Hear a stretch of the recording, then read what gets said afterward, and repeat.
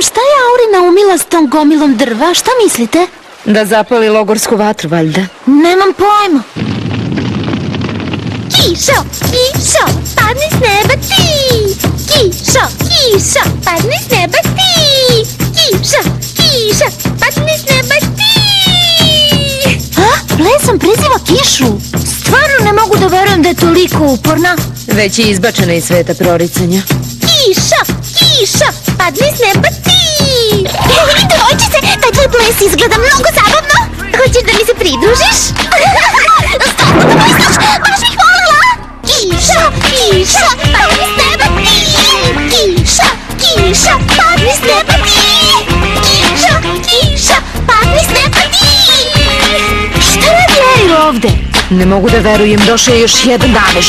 Nadam se samo da ovo neće prerasti u nešto drugo. Kišo, kišo, padni s neba ti! Kišo, kišo, padni s neba ti! Ovo kišni ples je baš zabavan. Bilo bi još zabavnije kada bi kiša stvarno počela da pada. Kišo, kišo, padni s neba ti!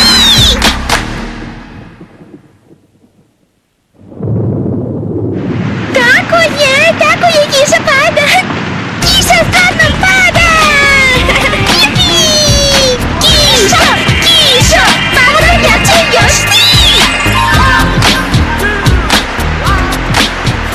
Izgleda da je na kraju njeno proricanje ipak bilo tačno. Ovo je više nalik na molitvu ili kletvu nego na prognozu.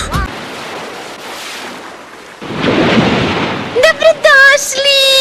Kupite nakit po sjajnoj ceni koju nećete nigde naći. A što je još važnije, ovaj nakit ima magičnu moć. Doneće vam romansu. Ali ljudi, požurite! Ko prvi dođe, njegovo je! Ja bih da kupim ovu. Gospođice, odlično zapažete. Ako je date čoveku koji vam se mnogo sviđa, njegovo srce će sigurno biti vaše. Možda će biti. Požurite i zagrabite ih da vam se što pre desi nešto dobro. Ili ne? Mogu li da znam šta to radiš, Auri? Na šta ti liči? Vidiš valjda da prodajem magični nakit. Pitam se, da li je to stvarno magični nakit? Čisto sumnjam da je stvarno magičan, Lucija. Zašto tako govoriš napred? Ovo jesu džinđuve koje bi mogli da donesu svojim vlasnicima pravu pravzatu romansu. Koje bi mogli da donesu? Meni zvuči kao prava prevara. Lažno reklamiranje. Zdravo, drugarice! Opet smo se srele. Šta si planirala da radiš danas, reci mi? A, to si ti. Da, zajedno smo izvodile kišni ples. Ne opet.